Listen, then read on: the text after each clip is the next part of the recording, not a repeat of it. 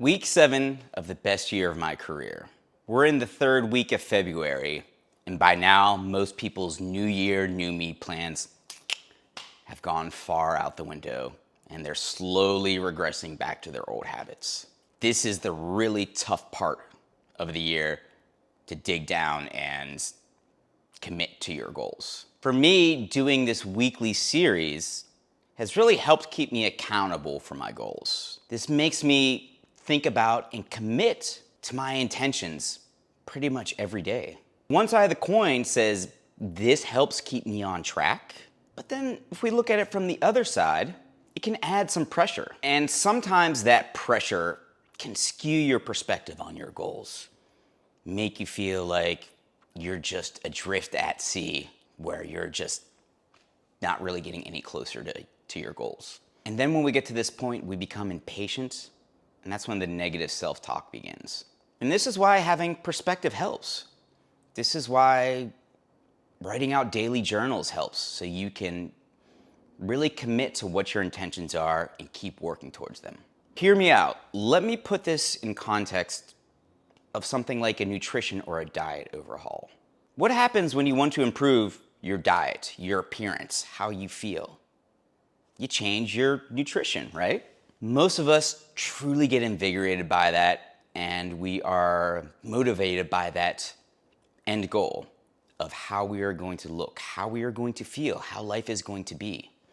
And then we also get really excited about the start of that journey. But that's really just the bookends. What about all the meat in between? And that's where the real tough work is at. And it's not just tough work, it is very unsatisfying work at times. It can be very ungratifying. Honestly, think about it. What happens if you change your diet and you eat very healthy for a week? That will probably be pretty tough for you to do, and you won't feel any different or look any different. In fact, you might feel worse because your body's really adapting to this new way of being. But you stay on track and you try another week, maybe another 2, 3 weeks. Let's say you do this for a month and you're really struggling, but you're sticking to it. You look in the mirror, nothing seems to have changed. You don't feel any different. Your clothes still kind of fit the same. But if you go eat a piece of cake, drink a pop, eat some pizza, drink some beer, you immediately feel better. Your brain's reward center lights up. You're like, yes, this is it. I've been missing that. Even though that goes counter to your goals, you get that instant feedback and it feels good. And this is where the real trick is at. It's just, sometimes it's about delayed gratification. Meaning that you have to do this stuff for months on end before you see any results. You have to trust that you set out a right course and you have to commit to your intentions. And that middle space between the bookends, that's where it's really tough. And I say all this to frame it around my goals. Wanting to be more fulfilled, wanting to expand my network, wanting to achieve bigger, better things in music. I'm doing things like scaling back some of my, jobs so I can go and meet people, so I can go network, so I can try some new things, explore some new areas. And I'm doing this while I'm taking less work, but not getting any more immediately. It's almost like planting a new crop. If I don't see that crop sprouts in a week or two, it doesn't mean for me to give up on it. I just got to keep going. And that's how I feel right now with I'm doing networking. I feel like I'm going out and meeting people. I feel like I should be meeting more. I feel like I should be doing more because I always want to be doing more. I want that immediate feedback. But I'm sowing the seeds right now of the next chapter of my life and my career. And sometimes those seeds take a long time to sprout into something. And sometimes they take a lot of work. And bringing it all around, talking about the pressure of journaling and putting this all out there, a lot of times I feel like I need to come on and saying, all right, week 7, week 8, man, I did some great, amazing things this week. And sometimes it's just not going to be that way. Most of the times it's not going to be that way. We want to really focus on the end product. And we get excited maybe by the beginning, but we forget, that middle phase, there's a lot of work that is unseen, that does not pay off right away, that is not rewarded right away. And that's okay.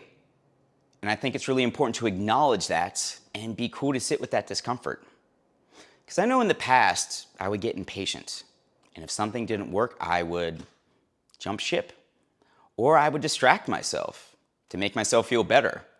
It's so much easier to go on Instagram, make a post, get a bunch of likes, get all that feedback and affirmation, and that does nothing for your career, as opposed to going out, sitting in someplace, maybe even failing, maybe even sounding like crap, maybe going to a networking event and not getting any numbers, not making any connections. But doing that kind of long play work, if you do it consistently, it will pay off. And I keep on reminding myself of that. And so yeah, this week I've been trying new things, been feeling a little bit uncomfortable, but I also wanted to come out here and say that this is part of pursuing dreams and goals. Get uncomfortable. Be real with yourself. Be patient. That's something I've lacked before. And so this is all just talking about my professional life. I think this applies to personal life as well. Sometimes it's tough to be patient with things that you want in life. Just anything, any dreams, any goals, professionally, personally. And patience is a really hard thing.